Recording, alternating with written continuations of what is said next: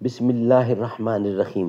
ناظرین، آج کا چوتھا ویلاگ پیج 533 سورۃ البقرہ نمبر 2 آیت نمبر 213 معارف القرآن جلد اول۔ ناظرین، رائٹر ہیں اس کتاب کے مفتی اعظم پاکستان حضرت مولانا مفتی محمد شفیع صاحب رحمۃ اللہ علیہ۔ سورۃ الفاتح سے لے کر سورۃ البقرہ پارہ اول تا پارہ تیسرا رکوع 8واں معارف القرآن جلد اول۔ بسم اللہ الرحمن الرحیم۔ الحمد للہ وکفی وسلام علی عبادہ الذین اصطفیٰ، خیرکم من تعلم القرآن وعلمہ۔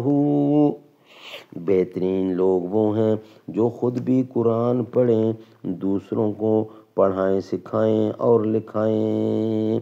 سرے شام ایک مرغ نغمہ پیرا، کسی ٹہنی پہ بیٹھا گا رہا تھا، چمکتی چیز ایک دیکھی زمین پر، اڑا طاہر اے جگنو سمجھ کر، کہا جگنو نے او مرغ نواریز، نہ کرے بے کس پہ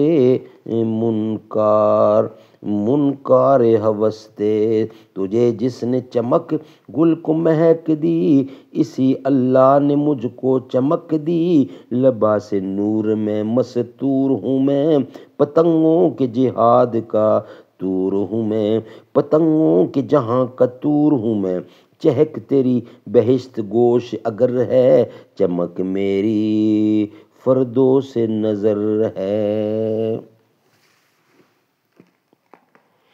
کیونکہ جو چیز آئندہ حرام ہونے والی تھی، اللہ نے اپنے رسولوں اور اپنے رسول کریم صلی اللہ علیہ وسلم کو حلال ہونے کے زمانے میں بھی اس سے محفوظ فرما دیا تھا۔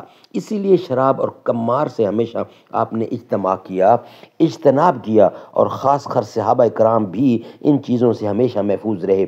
ایک روایت میں ہے کہ جبرائیل امین نے رسول اللہ صلی اللہ علیہ وسلم کو خبر دی کہ اللہ تعالیٰ کے نزدیک جعفر طیار کی 4 خصلتیں زیادہ محبوب ہیں۔ حضرت صلی اللہ علیہ وسلم نے حضرت جعفر سے پوچھا کہ آپ میں وہ 4 خصلتیں کیا ہیں؟ عرض کیا کہ میں نے اس کا اظہار اب تک کسی سے نہیں کیا تھا، مگر جب کہ آپ کو اللہ تعالیٰ نے خبر دے دی تو عرض کرتا ہوں کہ وہ 4 خصلتیں یہ ہیں کہ میں نے دیکھا کہ شراب عقل کو زائل کر دیتی ہے، اس لیے میں کبھی اس کے پاس نہیں گیا، اور میں نے بتوں کو دیکھا کہ ان کے ہاتھ میں کسی کا نفع و ضرر نہیں، اس لیے جاہلیت میں بھی کبھی بت پرستی نہیں کی، اور مجھے چونکہ اپنی بیوی اور لڑکیوں کے معاملے میں سخت غیرت ہے، اس لیے میں نے کبھی زنا نہیں کیا، اور میں نے دیکھا کہ جھوٹ بولنا ونائیت اور ضلالت کی